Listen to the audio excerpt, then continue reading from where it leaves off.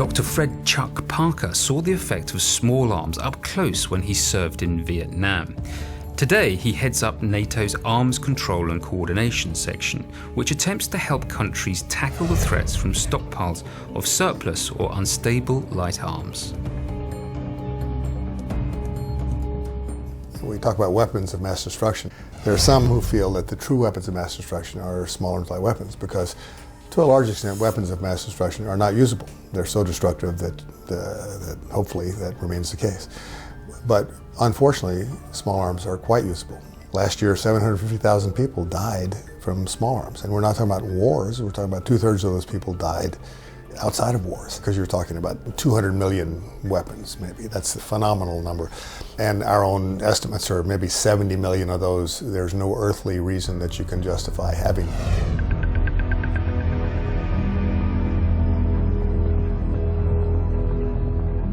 This leads to a problem that has two results. One result is that because there's so many of them, and because they're so poorly stored, and they're so poorly secured, that they can be stolen. These weapons that are supposed to be ensuring your national power end up disappearing. We'll never get rid of this problem because it's too lucrative.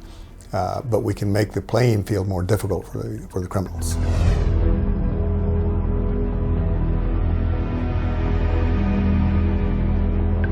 The other is that they're badly stored in terms of safety, and they're mixed. So it's not just small arms. They store small arms ammunition with artillery ammunition, and they're stored badly and together. And over time, these things deteriorate. They become unstable. So they're unsafe. So you have not only a problem with them being stolen, but a problem with safety.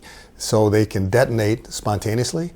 Or because somebody makes a mistake. In the last decade, in North America and Europe, there have been 60 such detonations.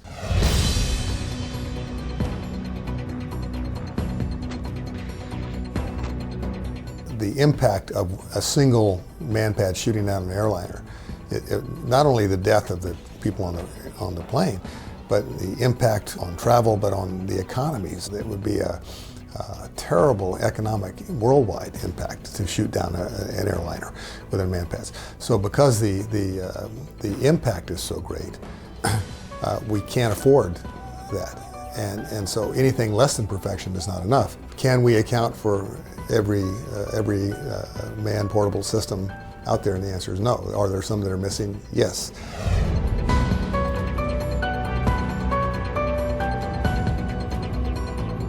Any sort of society that's trying to develop has problems with small arms and light weapons.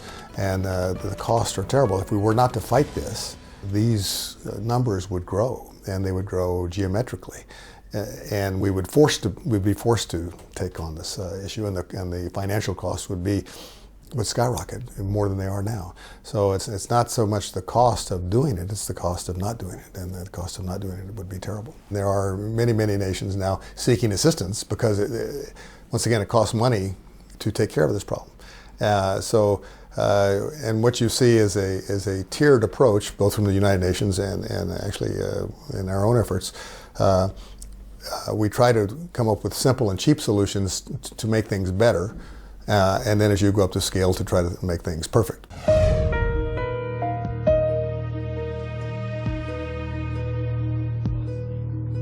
The trust fund is a very useful tool because it allows nations that perhaps have a small contribution, and they might not make it because they say it's so small it's not going to help.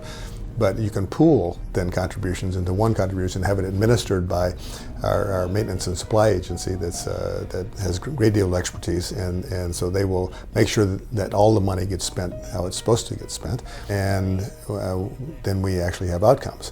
We've destroyed 427,000 small arms and light weapons. We've destroyed 105 million rounds of ammunition, 2 million hand grenades.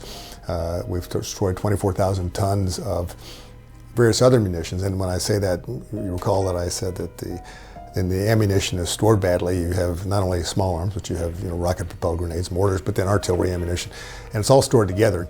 We've destroyed 1,000 man-pads and then 9,000 rockets and missiles.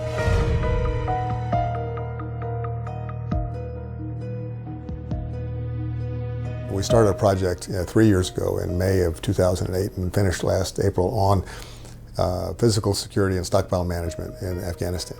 And the idea is to work on Afghan capacity to do it themselves rather than us do it for them.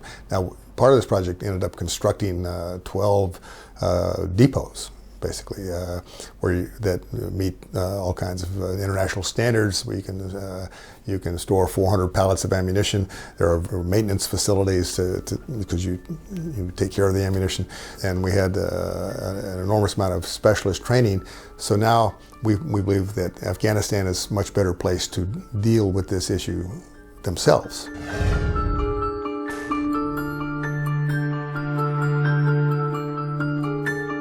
NATO doesn't direct it. We don't order anybody to do anything. So we're matching recipients and donors, making the needs known, and then helping donors more efficiently use their money, which is, of course, these days, money is difficult. We believe that by focusing on practical, useful outcomes, that we make a contribution.